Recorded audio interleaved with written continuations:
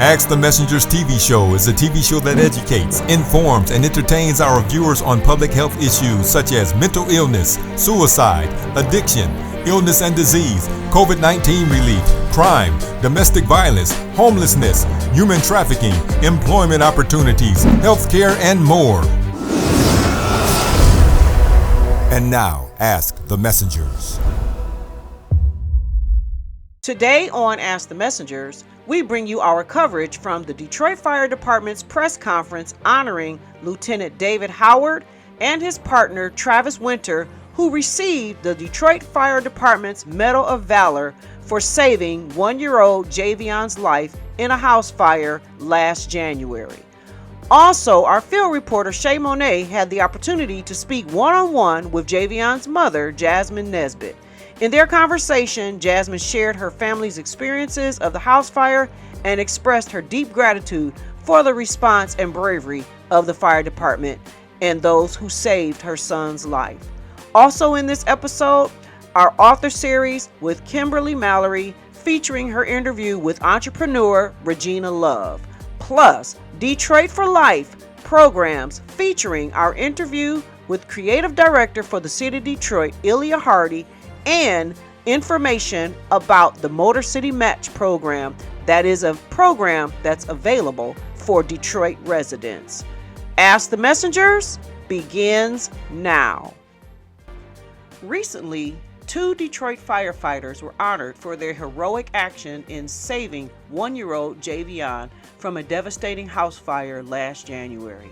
Ask the Messengers was there as they shared their stories, which captured both the challenges they faced and the powerful sense of duty that drives them every day. When it comes down to it, we're here to save lives and protect property. And this is a perfect example of why we do that and how we do it. And it's just a testament to have even the community come out and say thank you. Oftentimes, we don't even look for any type of accolades or recognition because it's what we do. But it's just very special to have the community recognize that and come in, and especially when we saved a child and now we can see that child. I mean, this was a case where it could have gone totally different.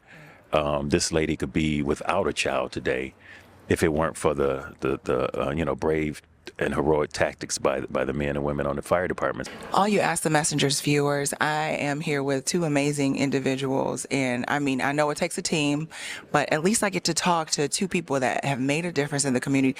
This little boy, I mean, he was saved. Tell our viewers his name and his age. Well, his name was Jayveon Nesbitt. He was 1 year old at the time of the fire that we grabbed him out of. And you know what's amazing? The fact that the little boy was younger than the response time. Did you realize that? Like, the response time was crazy. Okay, the fact that you had to do teamwork. Tell me what that was like, having to go in there. Obviously, you do it all the time, but this is a smaller person, which means it's harder to find smaller people. Well, yeah, but we have training on how to search a house that's on fire and overcome with smoke and heat to make sure we do an effective search so that everybody can get out. So when we went in there at that point, me and firefighter Travis Winter, we worked together all the time. So we train in the morning. We have our regular avenues of training to make sure we can do an effective job on whenever we're called upon to do what we did. Firefighter Winter, I just want you to weigh in real quick. Talk to our viewers kind of like about the fire and how it developed while you guys were going through the search. Right, it was developing very quickly from when me and Lou got off the rig. It started progressing more and more towards the back of the house at a really fast rate, and we already knew from what Lou teaches us every single day, we went through this rescue probably 50, 60 times already, just not with the heat and smoke. And that's mainly what, was the end goals. We already knew what we were going to go do when we got there. We already had a plan, and we just had to execute it, and that's what Lou did. The crazy thing is that when stress happens, a lot of people can't execute the plan. You know, they freeze up, they freeze, and they forget what they're taught. You guys not only remember what you were taught, you did something unconventional. What was right? Talk a little bit about that. We disregarded on everything safety-wise as we went into the building knowingly we only have 300 gallons of water. We know it's not going to be enough to put the fire out.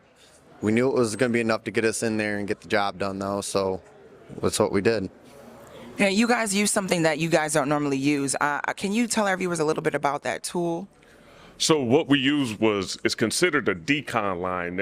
Each fire rig is given a tank with 300 to 500 gallons of water to rinse firefighters off after the fire. That's not supposed to be used to put on a dwelling fire. It's just not enough water to suppress an actual fire at the time. However, in an emergency situation like a child is stuck in there, or a situation where we know we need to get in fast, as opposed to driving down to the hydrant, hooking back up, we use that tool, and it's called the red line, but it's a decon line for the fire department. I mean, you literally took something that was meant for you and used it for the community, just like your life. You guys are using your lives for the community, and on behalf of obviously all the citizens. I'm a citizen of Detroit. You know, that response time is amazing. That's better than some of the suburbs. I mean, like, y'all get in close, because I'm not going to bite you. I'm sitting here, I'm next to greatness right now, and I know other people are doing it, but they eat dinner together. They sleep in the same house together, this firehouse, Engine 44. I mean, wow. I'm just flabbergasted, because what would you give the viewers, what advice would you give them for preventative measures? Because I don't think people do enough, or they know enough about prevention. Tell them what they need to do to kind of prevent this. Well, October is Fire Prevention Month, so at this time we are going throughout the neighborhoods, making sure you have smoke detectors, batteries that's working in your smoke detectors, as well as carbon monoxide detectors, as well as keeping maintenance up. A lot of times you have the dryer that's the lint in the dryer hasn't been cleaned properly. Wait, that can cause a fire? Yeah, that's very flammable. So that lint is very flammable. That can cause a fire. And just going through the house and making sure you're not doing anything unsafe, leaving candles lit, running out to the store even though the stove is still on, warming your house with the stove. Just little maintenance things, preventative maintenance things like that can protect you from a fire as well. Now, I know we already talked about this, but how important is it for you to be able to trust your leadership, or even the training? Oh, it's the most important, and that's what I think mostly instilled in, like, me and Lou, like, after the rescues. Like, he knows that he can count on me in any situation, and I know I can count on him back, like, no matter what situation we get in, we're good. Like, as long as we're together. Listen, I know businesses support the infrastructure of Detroit, but Detroit is only as good as the people that can rescue as citizens, only as good as the people that protect it as well. So I just want to say thank you so much on behalf of all the viewers, all the citizens of Detroit. Thank you. I appreciate it. I appreciate you very much. Thank you. Hi, everybody. I am here with Jasmine Nesbitt and this beautiful little boy. Oh, my goodness. Now, everybody knows that when you're brought through something, it's a test and it becomes a testimony. If you had advice for people, what advice would you give them out there? Just, you know, for prevention, anything. Even if my advice is, like, all the moms out there, even if you feel like your kids aren't listening, or they can't take it serious, you don't have to make it serious. You can make it a game, but just put together a family fire plan and have that plan and practice it, because without preparing, without knowing, anything can happen. Like, as a mother, you know anything can happen. All it takes is a split second for you to turn around and a disaster started. So just put a plan in place, have a plan, and just practice it. You know what's crazy? I always hear about, you know, fire alarms and stuff, but I never hear about a plan. That's the first time and I grew up on the east side. I never had a plan. I'm gonna tell you that right now. And I just want to say thank you so much for being strong, for being amazing. And I mean, God has a plan for this little boy, and he has a plan for you. And I just want to say thank you for just being resilient and strong. And look, he's talking to me. Hey, he's got his bear. Thank you so much. All you Ask the Messengers viewers, listen to Miss Nesbitt, put together a plan. We already heard about, you know, fire detectors and stuff like that, but we didn't hear about a plan. So that's something you need to know. Thank you so much. Thank you. Well, hello. We have Regina Love with us today, you guys, and some of you all know her by Gina T.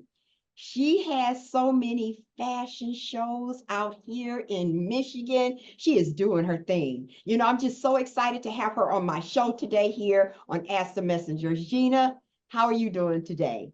I am doing great. Thanks for asking and thanks for having me on. Oh, you're so very welcome. So we're going to jump right into this, okay? So you know what, Gina, you and I talked a little bit briefly, and you told me some about your testimony. I would love for you to share that with the audience. Okay, all right, sounds good. Well, I was not born in Michigan. I was born in South Carolina, but I moved to Michigan about 2 years old. So Detroit actually raised me. Detroit really raised me. And great growing up, until everything just kind of went south for my mom. We was renting from a pastor, and the pastor basically took advantage of my mom. My mom ended up losing everything. So we end up staying with family members and, a little bit all over the place. So as a kid, I always was like, I want to do more. I want to have more. I always had a dream of becoming a hairstylist and a fashion designer. As a kid, I would just do my doll's hair and do all type of clothes with paper and ripping up stuff, socks and stuff. My mama like, you using all the socks. Quit messing up the socks. I would get in trouble about them socks, okay? And so, that's part of my childhood journey. And then when we became basically homeless because she lost everything from that pastor, taking advantage of her from that property, we kind of just was all over the place. So for a while I was homeless for a long time.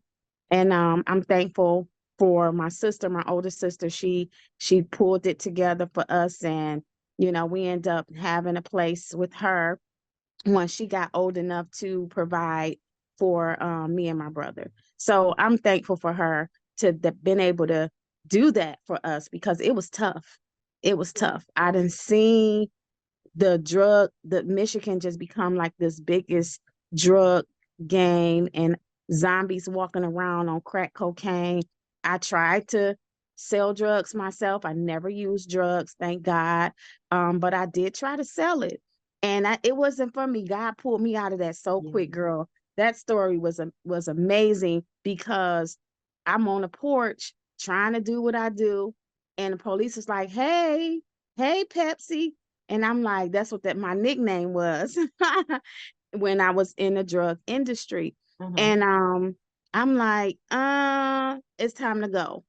So that right there gave me an opportunity to change my life. Because I was scared. I don't want to go to jail. So I stopped doing that and end up doing cosmetology because I would always do my hair. My mom couldn't afford to get our hair done. So it was just like, I want to look like all the other kids in the neighborhood. I wanted to look nice, instead of having my hair all over the place. So I learned how to do my own hair first.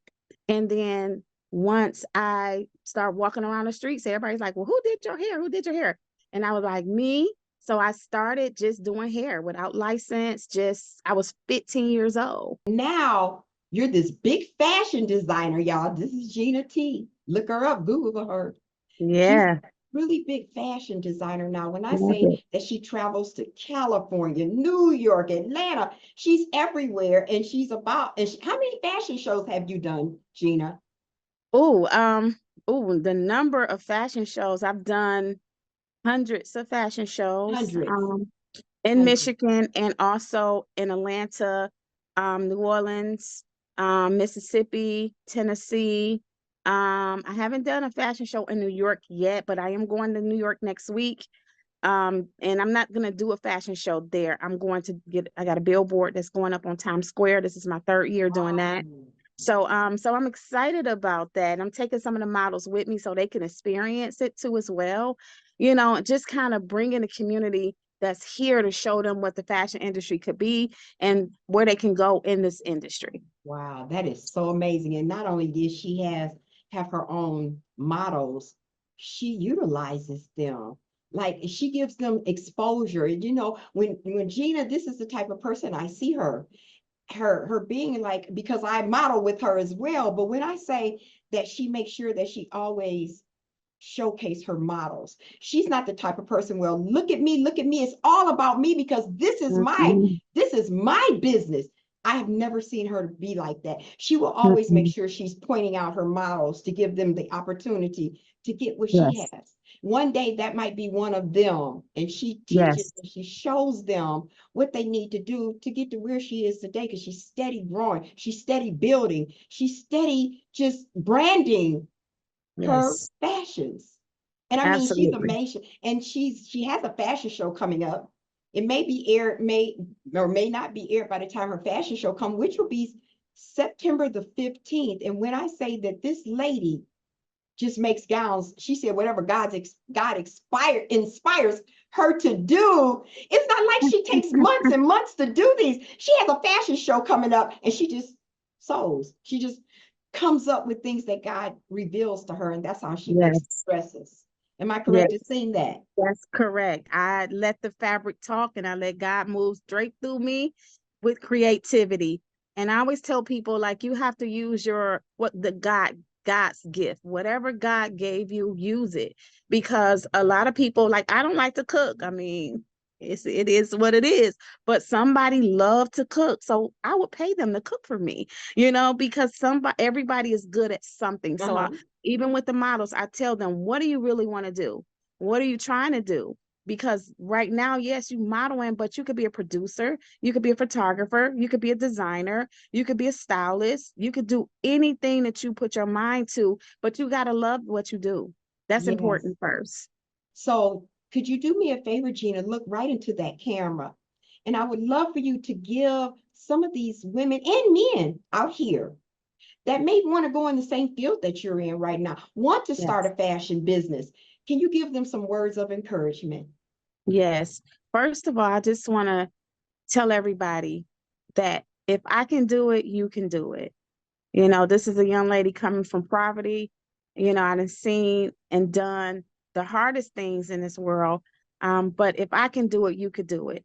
And the only thing you have to do is put your mind to it, stay focused on it, love it, and treat people with kindness, and then it will be successful.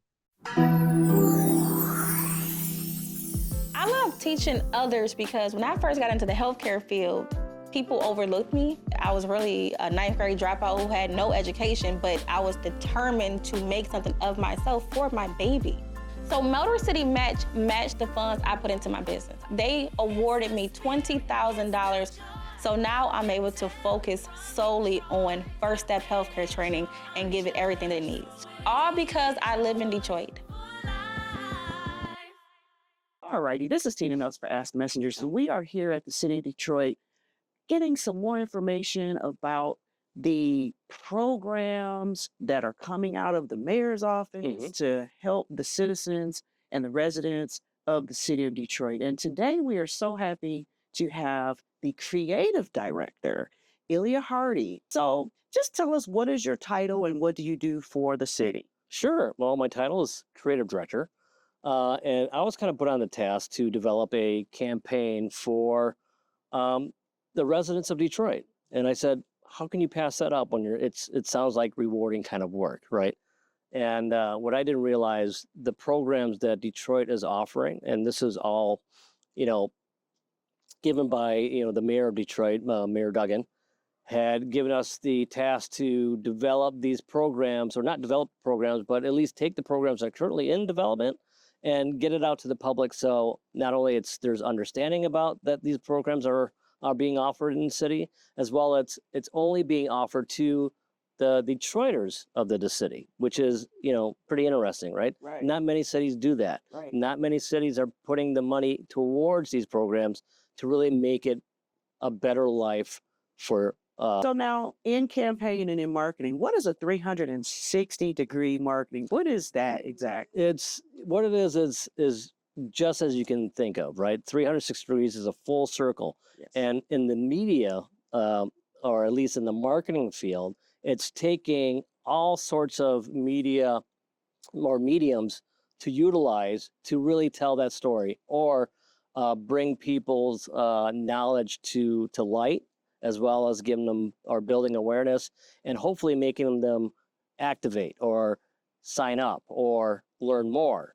And that's going to the website. So it's really taking that 360 idea and applying it to outdoor boards, which is our billboards that you see like off the highway, to print advertising that you would see in your local magazines, to digital creative, which is obviously things that you find on your computer or your phone. Right. So now we all see, everybody sees the show, the stage. They see it when it's finished. It's fabulous. The audience is cheering and reading and looking and excited.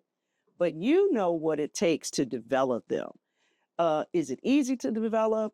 Tell the viewers some of the obstacles, some of the mishaps. Like, give us some tea, man. With the number of campaigns that I've kind of put my touch on, or even put my hands around, this one came easily, right? Okay. Because it was a program that offered things to people. And when you start having that type of work, makes things a little bit more rewarding, and it also makes you want to do things the best that they can be.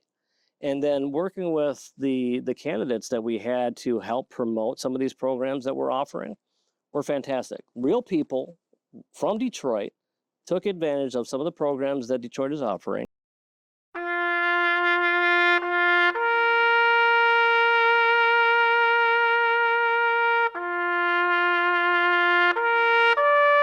Well, that concludes this week's episode of Ask the Messengers. We also invite you to follow us on Facebook, Instagram, Twitter, and to subscribe to our YouTube channel. If you would like to help support our show, please feel free to make a donation of any kind by visiting our show website, www.askthemessengers.org. If you prefer to mail donations, please make check or money order payable to Ask the Messengers TV show and send it to 18400 Schaefer Highway, Detroit, Michigan 48235.